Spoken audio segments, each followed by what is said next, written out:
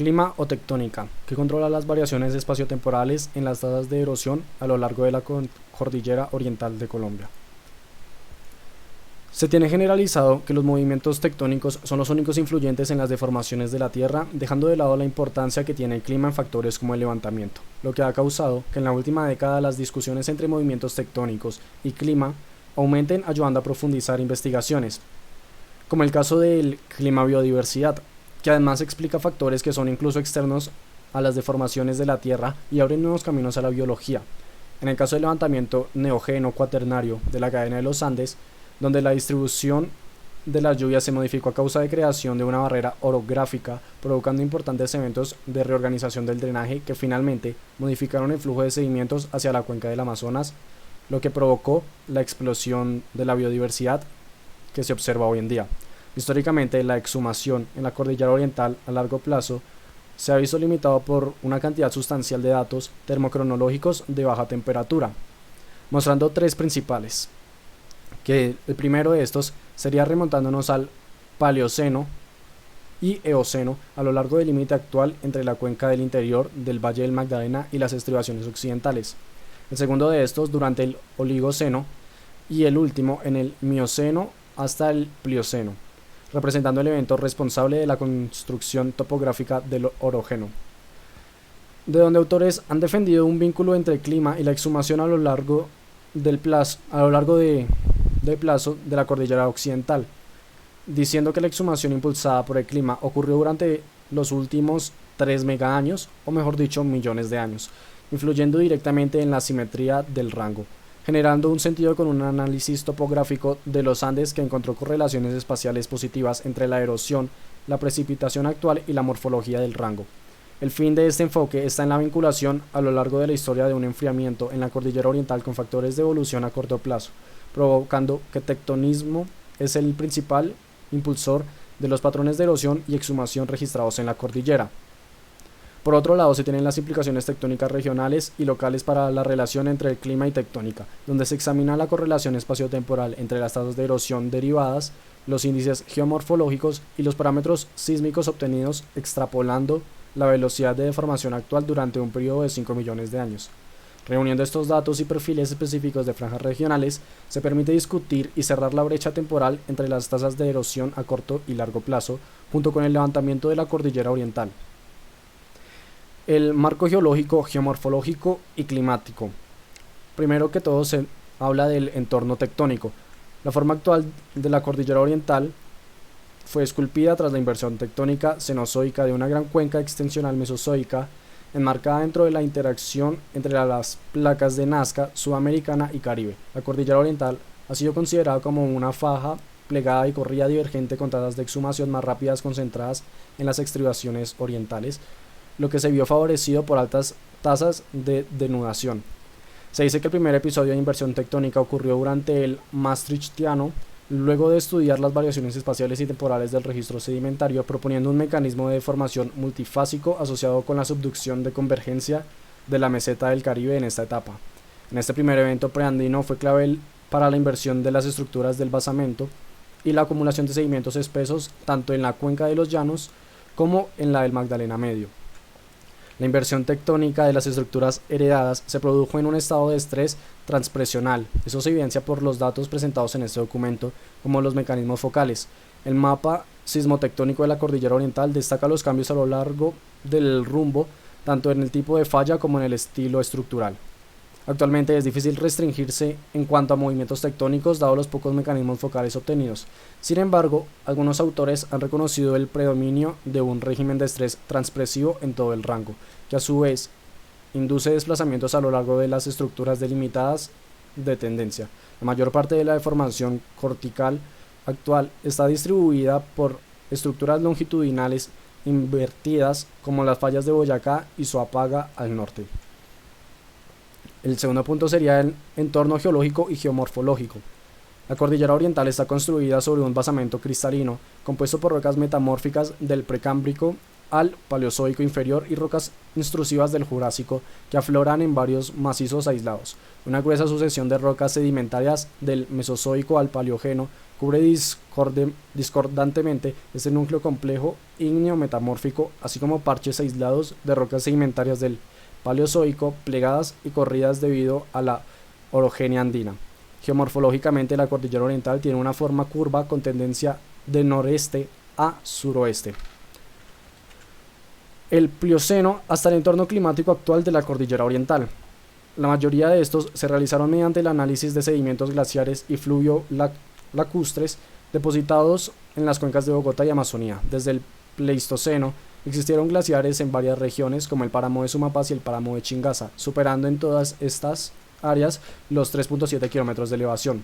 La caracterización cronológica y sedimentológica de los depósitos de morrena reveló que los glaciares fueron típicos durante el Pleistoceno a altitudes superiores a los 3.5 kilómetros. La actividad glacial en el Cuaternario dejó algunas características geomórficas notables como valles en forma de U, valles colgantes, lagos glaciares y extensos depósitos de morrenas. La mayoría de estos desaparecidos a día de hoy. La historia de la exhumación de la cordillera oriental.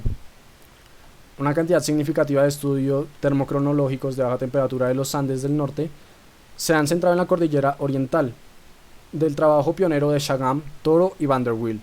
Como estudios más recientes, la historia del enfriamiento de la cordillera ha sido discutida en términos locales y regionales. En el norte de la cordillera, precisamente en el macizo de Santander, la historia del enfriamiento ha sido esbozada por varios autores. Esta historia incluye al menos 3 eventos de enfriamiento significativos, comenzando en el Cretácico superior, seguido en una exhumación controlada por fallas en el Oligoceno tardío, impulsada por la falla de Bucaramanga, y una exhumación diacrónica posterior del Mioceno al Plioceno de varios bloques fallados delimitados por fallas menores. Los métodos para los datos termocronológicos de baja temperatura y erosión a largo plazo. En el estudio no se busca historias de enfriamiento más antiguas, sino más bien la evolución térmica relacionada con los Andes. Por esto se filtran estos datos con una señal fuente. Los valores definen una población de edad única, lo que representa una edad de enfriamiento aparente completamente reconocida. Otros parámetros de entrada incluyen una energía de activación para apatitas de composición media y un parámetro reconocido beta. El análisis topográfico. Usamos un modelo de elevación digital, luego se promedian por 3 celdas usando herramientas de estadísticas focales para reducir el ruido de datos y algunas inconsistencias relacionadas con valles profundos. Se evalúan varias métricas topográficas para la cordillera oriental que son útiles para resaltar el estado de erosión de la topografía y correlacionarlo con un posible impulsor que podría ser el clima, la tectónica o incluso ambos. Los datos climáticos son datos que tienen la ventaja de que cubren toda el área del estudio, lo que brinda suficiente resolución para detectar las tendencias regionales de lluvia, y también ha sido calibrado con algunas estaciones terrenales. Las métricas sísmicas. Para cuantificar los efectos de la sismicidad en la cordillera oriental, se recopilan datos de las últimas 3 décadas de la Red Sismológica Nacional de Colombia.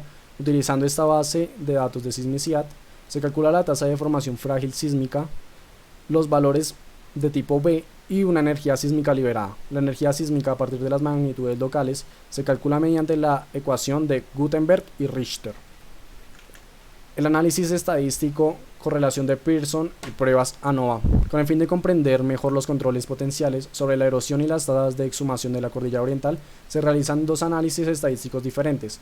El primero de estos se calcula los coeficientes de correlación de Pearson entre cada uno de los factores potenciales, que pueden ser topográficos, climáticos y sísmicos, y las tasas de erosión. El levantamiento superficial de la cordillera oriental, la reconstrucción del perfil de la corriente, para investigar más a fondo cómo las estructuras invertidas ayudaron a esculpir la topografía en el macizo Quetame. Se reconstruye el paleoperfil de los ríos que drenan los páramos de Sumapaz y Chingaza. Estas áreas de bajo relieve se conocen comúnmente como paisajes relictos y son útiles en el análisis de paisajes a largo plazo porque registran condiciones topográficas antiguas. La meseta levantada luego se ve afectada por una disección fluvial sustancial para romper el exceso de topografía. Este proceso es impulsado por una ola de incisión que migra río arriba y está delimitada por un importante nudo que separa el bajo relieve transitorio río arriba de los escarpados cañones de río abajo. En esta parte vamos a hablar sobre los resultados. Entonces, nuestro primer tema va a ser las deformaciones de las cordilleras. Las deformaciones de las cordilleras las podemos describir como una deformación actual de la cordillera, como un acortamiento horizontal geográficamente variable, pero verticalmente uniforme a una tasa de una constante. Entonces, la conservación de la masa a escala de la litosfera implica un engrosamiento vertical de la litosfera y este debe ser acompañado de una horizontal a una velocidad específica. Suponiendo que esta deformación horizontal em, se da a una dirección perpendicular a la dirección máxima de acortamiento. Entonces, entonces, en esta diapositiva vamos a hablar sobre la fórmula de la constante que vimos en la diapositiva anterior. Nos habla sobre la permitividad eléctrica relativa del hielo. Eso es un parámetro físico de los materiales que describe cuando estos materiales son afectados por un campo eléctrico. Entonces ahí podemos ver las gráficas correspondientes. En la siguiente diapositiva vamos a hablar.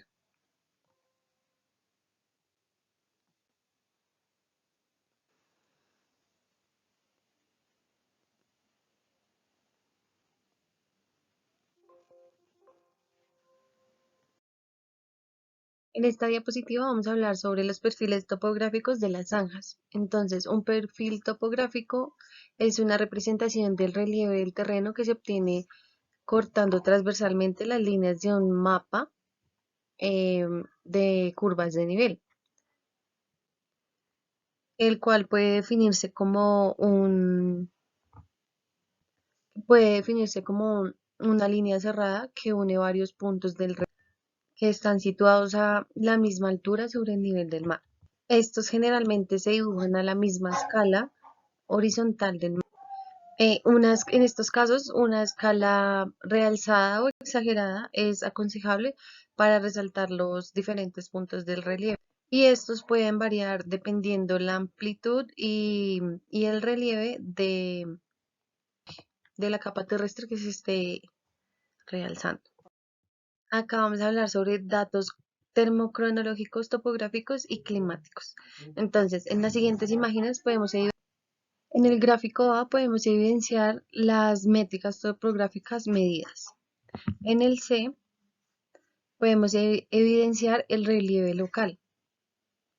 En el D y en el F, en el D y en el F observamos la precipitación medida anual para cada subregión analizada. Cada cuadro de estos que están observando aquí en la imagen fue coloreado de acuerdo con su ubicación pues en los perfiles de cada franja. Una falla geológica es una fractura de la corteza terrestre a lo largo de la cual se mueven los bloques rocosos que son separados por ella. Estas fallas geológicas ocurren cuando las fuerzas terrestres actúan sobre la zona de falla y por ello los bloques o rocosos o, pues tienden a desplazarse por ambos lados. Esto generalmente ocurre cuando los bloques no están lubricados para que ellos deslicen suavemente y pues no generen como estos choques. Cuando estos no están lubricados de la forma que deben estar, em, ocurre una asperidad, la cual no soporta la presión em, que se da sobre el deslizamiento brusco de un bloque a lo largo del plano de falla y la energía acumulada en el sitio. ¿Listo? Lo cual hace que se liberen ondas sísmicas y pues ya a raíz de esto se genera un temblor. Las fallas geológicas se dividen en tres partes. Las fallas normales son cuando un bloque baja con respecto al otro y pues estas fallas se consideran normales eh, porque el bloque está encima del techo.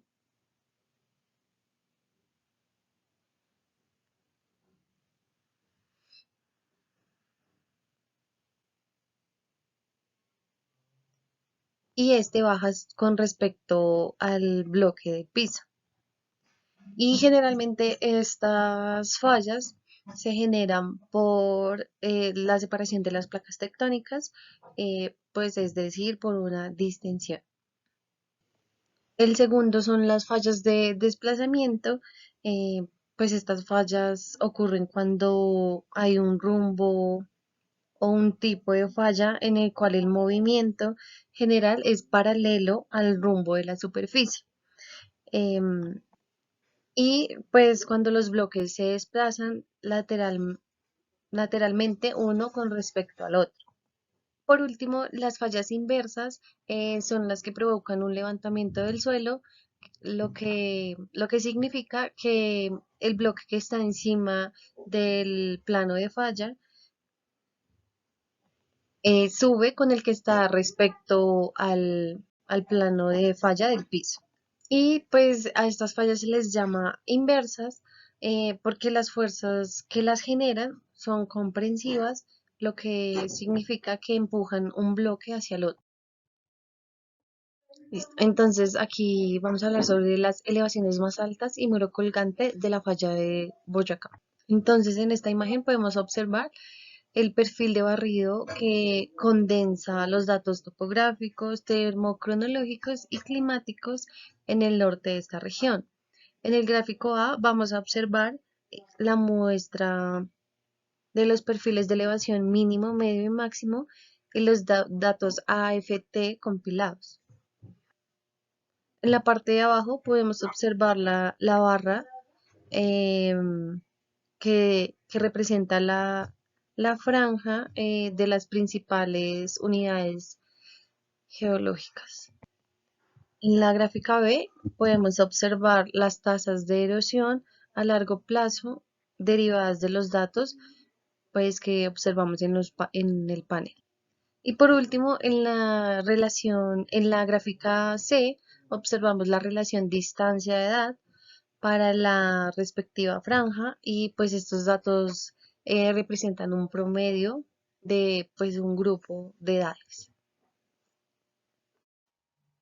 Buenas, mi nombre es José Luis Sosa. Ya abordado los aspectos conceptuales del artículo, pasaremos a la sección de resultados. Primeramente, el autor establece una hipótesis que le da, por supuesto, título y finalidad a este artículo.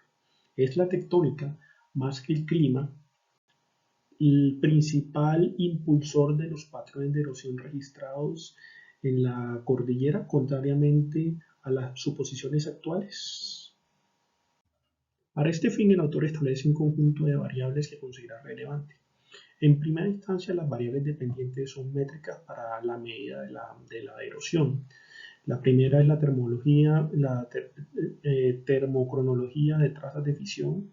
Segunda es termología. Esta primera mide la erosión a largo plazo. La segunda, que son los nucleicos cosmogénicos, que miden la erosión a corto plazo.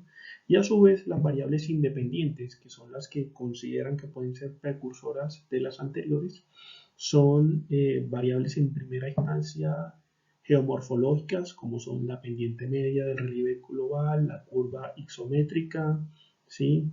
El índice normalizado de verticalidad de drenaje, una variable climatológica que es las precipitaciones anuales y por supuesto variables sísmicas que son la tasa de formación sísmica, la energía sísmica y el levantamiento sísmico.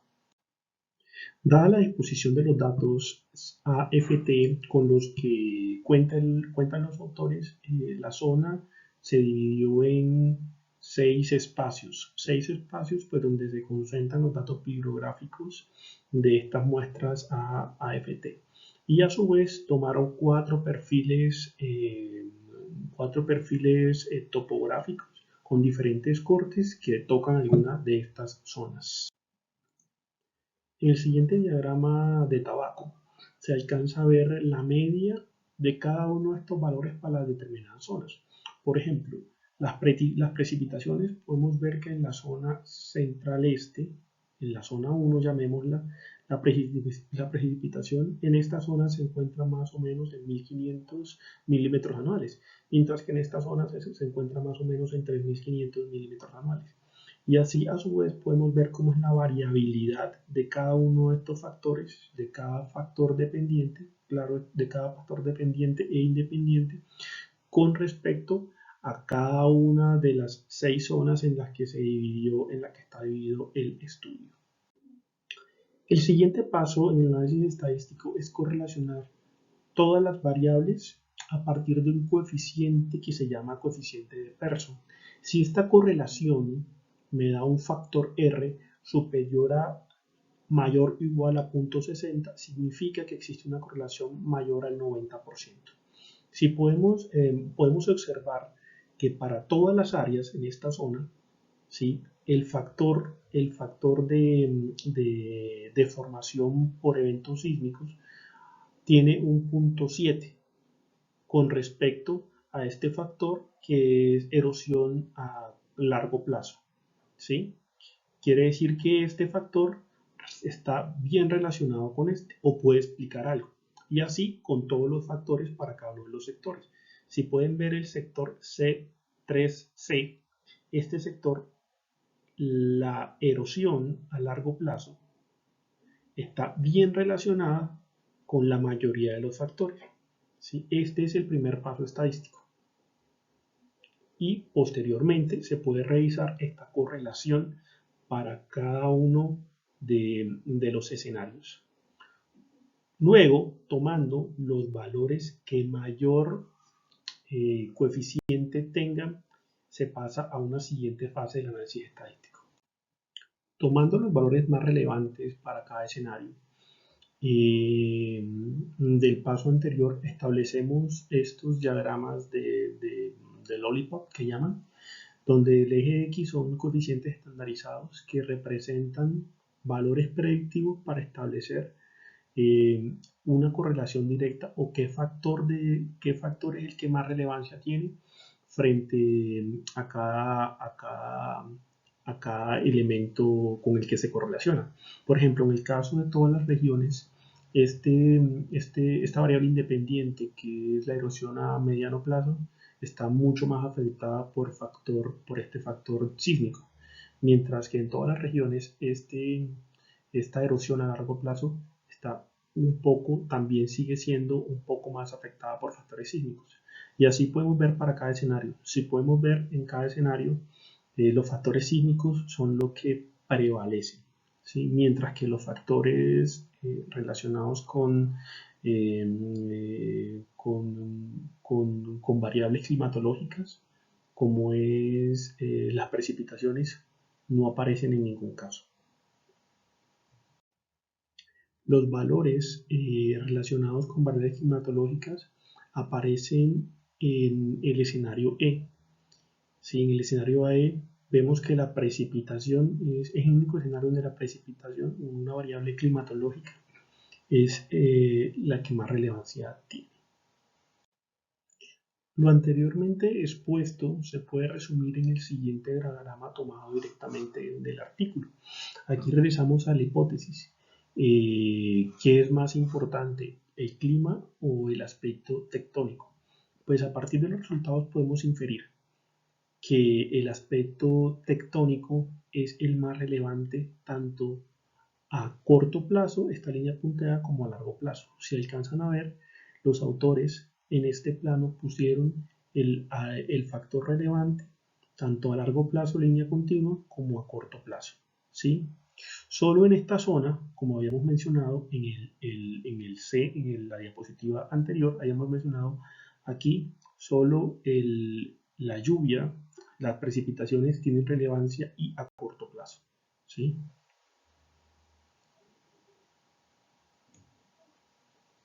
Concluyendo entonces el autor que son los factores sísmicos los que más relevancia tienen en los patrones de erosión en la cordillera oriental colombiana. Obtenidos los resultados, los autores se abarcan en la discusión para encontrar explicación a ciertas cosas que encontraron en mi bibliografía. Partiendo de la hipótesis ya comprobada de la tectónica, más que el clima representa el principal factor condicionante de los patrones de erosión en la cordillera oriental, ¿sí? Se preguntan qué pasa en la zona en esta zona que habíamos visto anteriormente, en donde las lluvias las precipitaciones influencian a corto plazo los patrones de erosión. Pues los actores, analizando la situación, ven que en la zona precisamente donde hay mayor precipitación corresponde a un alto de montaña, ¿sí? Que está muy cerca a la falla cervital, ¿sí? Este resultado, el resultado que los factores climatológicos, influyen en los patrones de erosión, uno de los principales precursores es Mora, ¿sí? Pero Mora, cuentan los autores, que realizó su experimentación o su toma de datos precisamente en esta zona, ¿sí? Y posiblemente por eso fue que le dieron esos resultados. Apoyándose en otros autores y analizando la topografía de la situación, los autores comentan que en esta zona, cuando se mueve hacia un lado, hacia un sitio, en un radio no mayor a 5 kilómetros, ¿sí? Hacia la derecha, las precipitaciones disminuyen como ven en el gráfico. Igual si si se mueve en el siguiente gráfico. Entonces puede ser que el factor precipitación que influencia esta formación rocosa, según Mora, en realidad es una consecuencia, ¿sí?, de la misma topografía. Apoyándose en el autor Stecker, ¿sí?, que dice estos valores concuerdan con el umbral del relieve esperado para potenciar las precipitaciones, los autores dicen que lo que potencia la precipitación, lo que presenta esta irregularidad y este condicionamiento de factores climáticos con esta forma de relieve, no es más que la topología del sitio. Siguiendo con la discusión, los autores se preguntan si alguna vez el clima sí influenció la forma o la erosión del relieve, y se preguntan específicamente si en el Cenozoico tardío tuvo esta influencia. Para esto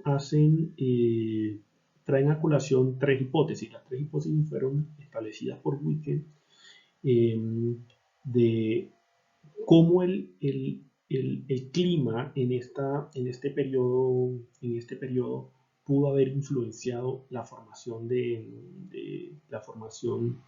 relieve. Esos tres mecanismos son el sistema de ancho fijo, la cuña de atracción conicidal crítica y el sistema orogénico caliente. Los autores, después de una disertación, concluyen que la mayoría de los requisitos para que se cumplan cualquiera de estos tres están indudablemente insatisfechos. Por lo tanto, la hipótesis de que el clima ha estado actuando como un control primario de la formación de las montañas a lo largo de la cordillera oriental es difícil de mantener. Siguiendo con el razonamiento, los autores se preguntan si no ha sido el clima el que ha condicionado durante el Cenozoico, final del Cenozoico, la erosión. Entonces, ¿qué fue? Establecen entonces, a partir de un razonamiento basado en bibliografía, que la geometría de las fallas, geometría de rampas, geometrías planas o tectónicas, han jugado un papel en la geometría de las fallas heredadas y el espesor y la geometría de las cuencas, que regulan la evolución estructural y topográfica. Partiendo de esta afirmación, los autores razonan que al presentarse una falla, que es la falla cervital, ¿sí?, que es una falla principal espinada aquí en esta zona, justo cuando se presenta esta falla, aquí en la zona próxima a la falla, hay una rápida erosión tanto a corto como a mediano plazo, condicionada entonces por esta falla heredada, ¿sí? Y es esta falla la que está condicionando o la que ha condicionado la formación de este relieve, y no lo que piensan otros autores que es la precipitación.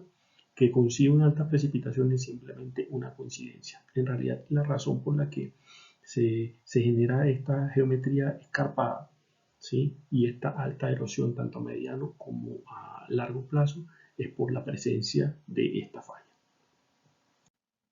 Para finalizar, los autores dejan las siguientes conclusiones. No se ha encontrado evidencia estadística para apoyar la afirmación de que el clima es el factor más relevante en los patrones de erosión de la cordillera oriental. Para la zona que hemos venido analizando, que es donde aparentemente el clima es el factor es un factor relevante, para esta subzona donde se computó mayores tasas de erosión, se interpreta que la falla cervical es la principal estructura responsable de la construcción topográfica del macizo, ¿sí? Y no como piensan otros autores que es el clima. Y por último, los parámetros sísmicos, la tasa de formación o la energía sísmica, explican la tasa de erosión a largo plazo en la mayoría de las subregiones, lo que sugiere que la deformación sísmica predice la tasa de erosión, mientras que el clima juega un papel secundario para el control de las erosiones. Con esto, pues, concluyen los autores y le damos por finalizada la exposición, no antes agradeciendo su tiempo y pues dejando las referencias por si alguno quiere profundizar sobre el tema. Muchas gracias, buen día o buenas noches.